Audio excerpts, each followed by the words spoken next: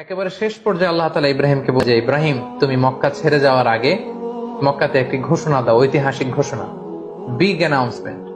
সেটা কিসের ঘোষণা? সেটা হচ্ছে হজের ঘোষণা। কিভাবে হজ শুরু হলো, তুমি হজের ঘোষণা দাও। সাইয়েদনা ইব্রাহিম আলাইহিস সালাম বলেন, আল্লাহ এখানে কোনো মানুষ নেই, কোনো জনপদ নেই, কেউ নেই, আমি কার কাছে হজের ঘোষণা দেব?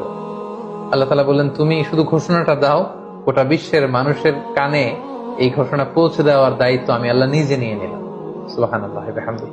আল্লাহ তাআলা বলছেন, ওয়াআযযিন ফিন-নাসি বিল-হজ্জ ইয়াতুকা রিজালা ওয়া আলা কুল্লি দামিরি ইয়াতিনা মিন কুল্লি ফাজ্জিন আমিক।